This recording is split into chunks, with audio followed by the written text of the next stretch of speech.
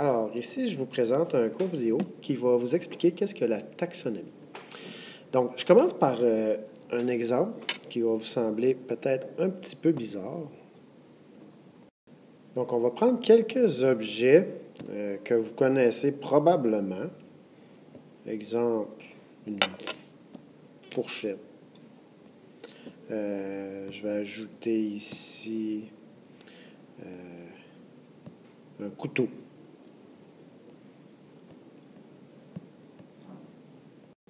Une tasse à café, un verre, des assiettes, donc un bol dans lequel vous mangez probablement des céréales, un canapé, un téléviseur et une table de salon. Donc, c'est quoi le rapport de ces objets-là? C'est juste pour vous dire que si je les mélange comme ça, c'est juste pour qu'on voit bien. Par exemple, si je vous demandais comment est-ce qu'on pourrait classer tous ces objets-là qu'on utilise chez nous à la maison d'une façon intelligente, d'une façon qui se tient. Alors moi, premier réflexe que j'aurais, ce serait de séparer les objets qui iraient, par exemple, dans le salon, des objets qui vont plus dans la cuisine. Alors, dans le salon, la table, le canapé, la télé, dans la cuisine, le bol, ici, les assiettes, la tasse, le verre, la fourchette, comme ça. Voilà. Puis ensuite, donc là, j'ai séparé les objets qui vont dans la cuisine de ceux qui vont dans le salon. Puis dans la cuisine, je peux encore séparer ça. Par exemple, dans la cuisine, je pourrais avoir des objets ici qui sont des ustensiles. Il y en a d'autres qui sont des bols, des assiettes, d'autres qui servent à boire. Donc, vous voyez qu'on peut encore subdiviser ici nos différents objets selon leur utilisation. Par exemple, ici, ça c'est pour boire, ça c'est des ustensiles, ça c'est des contenants dans lesquels on met la bouffe. Donc, la taxonomie, c'est un peu ça finalement. C'est une façon de classer ici, dans la taxonomie, les êtres vivants. Alors, maintenant, si je prends l'exemple pour les vivants, comment je peux les classer? Je vais mettre ici encore une fois quelques exemples de vivants qu'on connaît. Donc, premier exemple, ici, mettons des bactéries. On va les mettre juste là. Un chat. Un orignal. Des champignons. Ici, c'est des levures. C'est donc un organisme qui est unicellulaire, qu'on voit pas à l'œil nu, mais plutôt au microscope. Un sapin. Un érable. Et une superbe fleur qui est une orchidée qui vit au Québec, qu'on appelle le sabot de la Vierge. Alors, si je vous demandais de classer ces différents vivants que j'ai placés là, d'une façon qui serait logique, moi, ce que j'aurais tendance à regarder, premièrement, on voit ici le chat, l'orignal, c'est deux mammifères. Le sapin, l'érable, c'est deux arbres. Je pourrais peut-être aussi ajouter la plante ici, puisque c'est un végétal. La bactérie, la levure, c'est des organismes unicellulaires. Les champignons, c'est pluricellulaire. Donc, comment est-ce qu'on pourrait classer ça? Le premier niveau de classification des vivants, c'est par règne. Il existe 5 règnes chez les vivants. Alors, voici les 5 règnes du monde animal, les monères, les protistes, les végétaux, les champignons et les animaux. Évidemment, on connaît bien le règne animal. Vous êtes certainement capable de m'identifier quelques champignons. Vous connaissez bien les végétaux. Probablement que les monères et les protistes, ça ne vous dit pas grand-chose. Alors, le premier, les monères, premier règne, c'est le règne en gros, là, des bactéries. Donc, ici, je mettrais mes bactéries dans le règne des monères. D'accord? Donc, les monères, ce sont des vivants qui sont unicellulaires et qui sont des prokaryotes. Prokaryotes, ça veut dire quoi? Ça veut dire que à l'intérieur d'une cellule qui est un monère, il n'y a pas de noyau cellulaire. Les protistes, eux, ce sont aussi des organismes qui sont unicellulaires, un petit peu comme les bactéries, mais les protistes, différence majeure, c'est qu'à l'intérieur de la cellule d'un organisme protiste, il y a ce qu'on appelle un noyau cellulaire qui, lui, sert dans le fond, qui contient le matériel génétique de la cellule. Chez les monaires, le matériel génétique est diffus un petit peu partout à l'intérieur de la cellule, alors que chez les protistes, on a un organisme qu'on dit eucaryote, donc qui contient un noyau.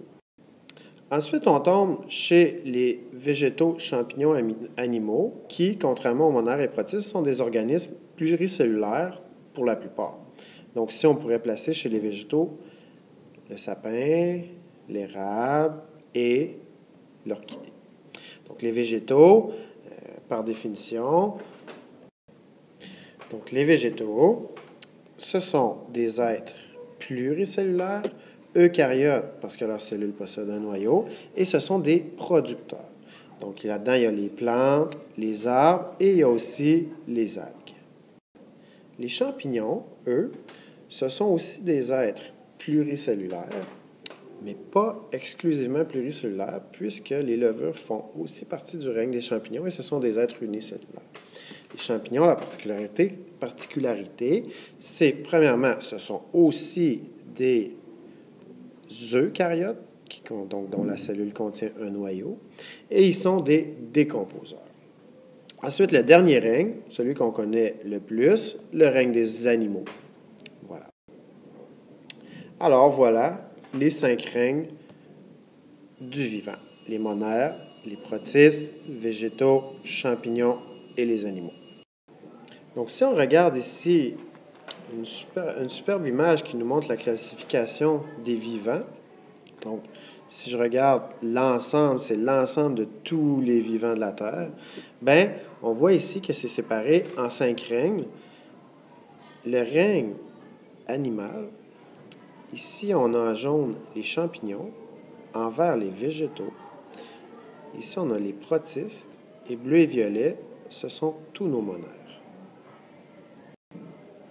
Ce qu'on remarque principalement, c'est que la division, par exemple, à partir des animaux, devient de plus en plus complexe au fur et à mesure qu'on avance dans l'arbre.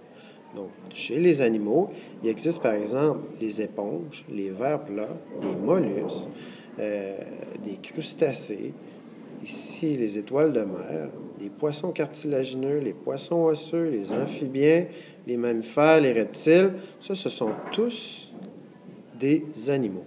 Donc, on peut rediviser chacun des règnes en sous-catégories.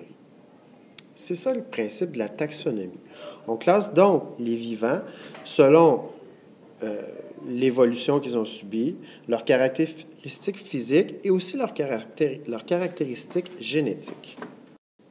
Si je regarde par exemple ici chez le chien, donc si je veux identifier de façon précise en taxonomie le chien fait partie du règne animal.